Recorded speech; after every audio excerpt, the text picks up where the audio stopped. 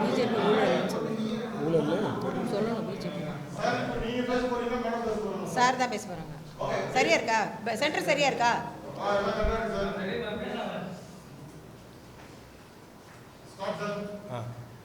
அனைவருக்கும் வணக்கம். நான் டாக்டர் ஜி.ஆர். ரவீந்திரநாத், பொதுச் செயலாளர், சமூக சமத்துவத்திற்கான டாக்டர் சங்கம். Doctor A R. சாந்தி, மாநில செயலாளர். Doctor G. ரமேஷ், மாநில பொருளாளர். Doctor D. வைதேகி, மாநில துணைத் தலைவர்.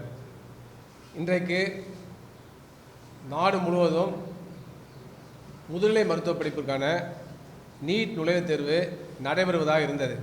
இந்த நேரத்தில் நடைபெற்று கொண்டிருக்க வேண்டும். ஆனால் ஒன்றிய பாஜக அரசு நேற்று இரவு திடீரென்று இன்று நடைபெற வேண்டிய முதுநிலை மருத்துவ படிப்புக்கான நீட் நுழைவுத் தேர்வை எந்த முன்னறிவிப்பும் இல்லாமல் ரத்து செய்துள்ளது. இது கடுமையான கண்டனத்திற்கு உரியது. இது அதிர்ச்சி அளிக்கிறது. இது அப்பட்டமான ஒரு சர்வாதிகார போக்காகும், ஒரு அராஜக போக்காகும். நாடு முழுவதிலும் இருந்து பல்வேறு நகரங்களில் தேர்வுகள் எழுதுவதற்காக மருத்துவர்கள் குவிந்துள்ளனர். பல்வேறு இடங்களுக்கு சென்று அறைகளெல்லாம் புக் பண்ணி அவங்க தங்கியிருக்கிறார்கள். அதேபோல் விமான பயணம் மேற்கொண்டிருக்கிறார்கள். கடுமையான பொருளாதார செலவு. அதேபோல் இந்த தேர்வுக்கு தயாரிப்பதற்காக ஓராண்டு ஈராண்டு என பல ஆண்டுகள் படித்து அந்த தேர்வுகளுக்கு தயாரித்துள்ளார்கள். பல அரசு மருத்துவர்கள் விடுப்பெடுத்தும் படித்துள்ளார்கள். ஏன்னா அப்படிப்பட்ட ஒரு சூழலில் திடீரென்று ஒன்றிய அரசாங்கம் இந்த தேர்வை ரத்து செய்திருப்பது என்பது கடுமையான கண்டனத்திற்குரியது. அதேபோல் மருத்துவர்களும் கடுமையான மன உளைச்சலுக்கு உள்ளாயிருக்கிறார்கள். இதற்கு முழுமையான தார்மீக பொறுப்பை ஒன்றிய மோடி அரசு ஏற்க வேண்டும் என நாங்கள் வலியுறுத்தி கேட்டுக்கொள்கின்றோம். அதுக்கடுத்து இந்த பொருளாதார இழப்புகளை ஒன்றிய அரசு ஈடுகட்ட வேண்டும். தேசிய தேர்வு முகமை ஈடுகட்ட வேண்டும். அடுத்த கட்டமாக இந்த முதுநிலை மருத்துவ படிப்புக்கான நீட் நுழைவுத் தேர்வு நடைபெறுகின்ற பொழுது ஒட்டுமொத்தமாக அந்த மருத்துவர்களுக்கு ஆகக்கூடிய செலவுகளை தேசிய தேர்வு முகமையும் ஒன்றிய அரசும் ஏற்க வேண்டும் என நாங்கள் வலியுறுத்தி கேட்டுக்கொள்கின்றோம். இந்த திடீரென்று இந்த தேர்வை ரத்து செய்ததில் ஒரு அரசியல் உள்நோக்கம் இருக்கிறது. இது ஒரு திசை திருப்பும் முயற்சியாகும்.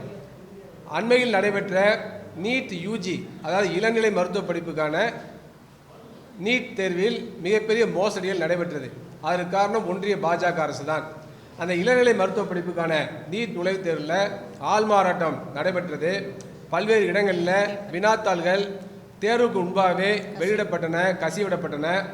அதே போல பல இடங்களில் பார்த்தீங்கன்னாக்க மாணவர்களுக்கு போதிய நேரம் இல்லை என்ற காரணத்தினால் அவர்களுக்கு கிரேஸ் மதிப்பெண் வழங்கப்பட்டது. அதற்கும் முன்னறிவிப்பு எதுவும் செய்யவில்லை, முன்னால் அறிவிக்கவில்லை. ஏன்னா அப்படிப்பட்ட சூழலில் இப்படிப்பட்ட முறைகளெல்லாம் கண்டித்து மாணவர்கள் நாடு முழுவதும் போராட்டம் நடத்தினார்கள். எந்த விதமான ஊழலுமே நடக்கலை, முறைகேடுமே நடக்கலை, ரொம்ப நேர்மையாக நடத்திருக்கோன்னு சொன்ன என்டிஏ பிறகு படிப்படியாக ஒவ்வொன்றாக ஒத்துக்கொண்டது. குறிப்பாக கல்வி அமைச்சர் தர்மேந்திர பிரதான் சில தவறுகள் நடந்திருப்பதாக ஒத்துக்கொண்டார். எனவே அந்த அடிப்படையில் அந்த தேர்வில் மிகப்பெரிய முறைகேடு நடைபெற்றது என்பது உறுதியாகியுள்ளது. அதற்கான முழு பொறுப்பையும் ஒன்றிய கல்வி அமைச்சர் தர்மேந்திர பிரதான் ஏற்றுக்கொள்ள வேண்டும். அவர் உடனடியாக பதவி விலக வேண்டும் என கேட்டுக்கொள்கின்றோம்.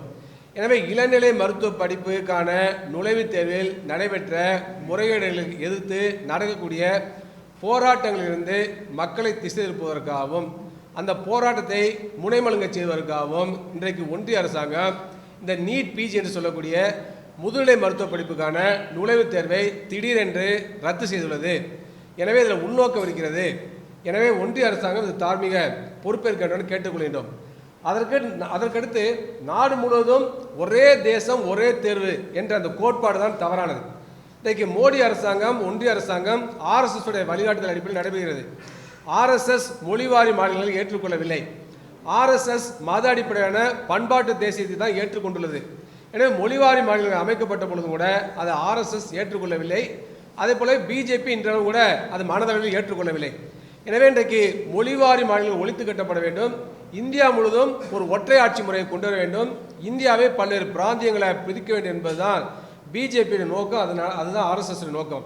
அதனால தான் அவர்கள் ஒரே தேசம் ஒரே மதம், ஒரே தேசம் ஒரே மொழி, ஒரே தேசம் ஒரே பண்பாடு, ஒரே தேசம் ஒரே ரேஷன் கார்டு என்றெல்லாம் கொண்டு வருகிறார்கள். அதே போல ஒரே தேசம் ஒரே தேர்வு முறை என்று சொல்லி ஒரே நுழைவுத் தேர்வு முறைகளை கொண்டு வருகிறார்கள்.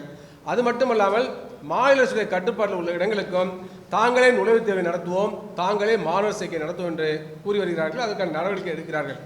இது மாநில உரிமைகளுக்கு எதிரானது, கூட்டாட்சி கோட்பாட்டுக்கு எதிரான நடவடிக்கையாகும். எனவே பிஜேபியுடைய இந்த நோக்கம் தான் அது காரணமாக இருக்கிறது. ஆர்எஸ்எஸ் உடைய நோக்கம் தான் அதுக்கெல்லாம் காரணமாக இருக்கிறது பார்க்க வேண்டிய அவசியம் இருக்குது. எனவே இந்தியாவை ஒரு இந்து ராஷ்டிரமாக அறிவித்துவிட்டு அதற்கு ஏற்ப பல்வேறு மாற்றங்களை செய்ய வேண்டும், மொழிவாரி மாநிலங்களை ஒழித்து கட்ட வேண்டும் என்பது அவருடைய நோக்கம். எனவே அதற்கு ஏற்பத்தான் மாநில அரசுடைய கட்டுப்பாட்டில் உள்ள மருத்துவ இடங்கள் உட்பட அனைத்து இடங்களுக்கும் தாங்களே மாணவர் சேர்க்கை நடத்த வேண்டும், தாங்களே நுழைவுத் தேர்வு நடத்த வேண்டும் என்று சொல்லி ஒட்டுமொத்தமாக மாநில உரிமைகளை பறிக்கின்றன, தேர்வுகளை மையப்படுத்துகின்றன என்பதெல்லாம் பார்க்க வேண்டிய அவசியம் இருக்குது. அது மட்டுமல்லாமல் நுழைவுத் தேர்வுகளை நடத்துவது மட்டுமல்லாமல் மாநில அரசுகளுடைய கட்டுப்பாட்டில் இருக்கக்கூடிய இளநிலை, முதுநிலை உள்ளிட்ட அனைத்து மருத்துவ படிப்புகளுக்கும் தாங்களே நேரடியாக கவுன்சிலிங் நடத்தி மாணவர் சேர்க்கை நடத்துவோம் என்று சொல்லியும் ஒன்றிய அரசு அறிவித்துள்ளது, தேசிய தேர்வு முகமை அறிவித்துள்ளது. அப்போ என்ன நோக்கம்னாக்க மாநில அரசுடைய கட்டுப்பாட்டில் உள்ள 85 விழுக்காடு எம்பிபிஎஸ் இடங்களுக்கும் பிடிஎஸ் இடங்களுக்குமே ஒன்றிய அரசாங்கமே கவுன்சிலிங் நடத்தி மாணவர் சேர்க்கை நடத்தக்கூடிய வகையில் அவங்க முயற்சி செய்கிறாங்க. அதற்கான சுற்றறிக்கையை கடந்த ஆண்டு வெளியிட்டார்கள். எனவே அவர் நோக்கம் தெளிவாகிறது. நாடு முழுவதும் தேர்வுகள் மூலமாகவும் ஒன்றிய அரசு மாநில அரசுடைய உரிமையை பறிக்க வேண்டும். அதே போலவே கவுன்சிலிங் மற்றும் மாணவர் சேர்க்கை மூலமாகவும் மாநில அரசுடைய ஒட்டுமொத்த மருத்துவ படிப்பு இடங்களையும் பல் படிப்பு உட்பட அனைத்து படிப்பு இடங்களையும் ஒன்றிய அரசாங்கம் கைப்பற்ற வேண்டும் என சூழ்ச்சி செய்கிறது. எனவே தான் தேர்வை நடத்துகிறார்கள்.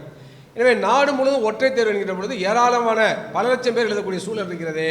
பல லட்சம் பேர் எழுதக்கூடிய தேர்வை நியாயமான முறையில், நேர்மையான முறையில், வெளிப்படைத்தன்மையோட முறையில் நடத்தக்கூடிய திறமை ஒன்றிய அரசுகிட்ட இல்லை, என்டிஐட்ட இல்லை. அதனால் பல்வேறு இடங்களில் வினாத்தாள் கசிவு நடைபெறுகிறது, ஆள் மாறாட்டம் நடைபெறுகிறது, முறைகேடு நடைபெறுகிறது. எனவே அதுக்கு அடிப்படையான காரணம் ஒரே தேசம் ஒரே தேர்வுமுறை என்பதுதான். எனவே இந்த கொள்கையை கைவிட்டுவிட்டு, இந்த தவறான கோட்பாட்டை கைவிட்டுவிட்டு ஒன்றிய அரசாங்கம் மாநில அரசுடைய கட்டுப்பாட்டில் உள்ள மருத்துவ இடங்களுக்கு மாநில அரசாங்கங்களுமே தேர்வுகள் நடத்தி மாணவர் சேர்க்கை நடத்துவதற்கு அனுமதிக்க வேண்டும். அதுதான் மாநில உரிமைகளுக்கும் உகந்ததாக இருக்கும், கூட்டாட்சி கோட்பாட்டிற்கும் உகந்ததாக இருக்கும் என நாங்கள் தெரிவித்துக் கொள்கின்றோம்.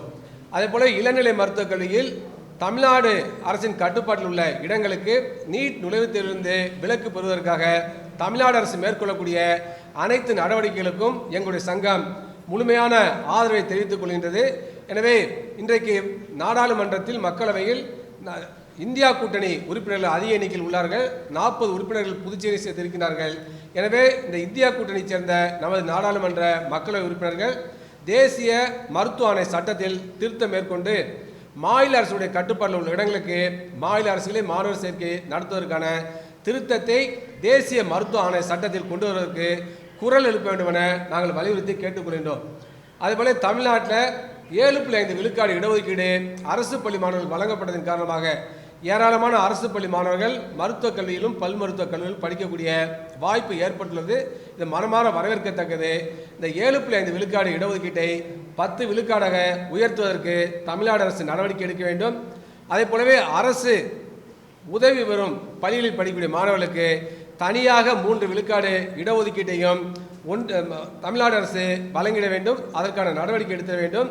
அதேபோல கட்டாய கல்வி உரிமை சட்டத்தின் அடிப்படையில் தனியார் பள்ளிகளில் 25 விழுக்காடு இடஒதுக்கீட்டு அடிப்படையில் படிக்கக்கூடிய ஏழை மாணவர்களுக்கு தனியாக 1 விழுக்காடு இடஒதுக்கீட்டை வழங்குவதோடு 1ஆம் வகுப்பு முதல் 12ஆம் வகுப்பு வரை தமிழ் வழியில் மருத்துவக் கல்வியை படிக்கக்கூடிய மாணவர்களுக்கு வேலைவாய்ப்பில் வழங்குவதைப் போல 20 விழுக்காடு இடஒதுக்கீட்டை வழங்கிட வேண்டும் என எங்களுடைய சங்கம் வலியுறுத்தி கேட்டுக்கொள்கின்றது.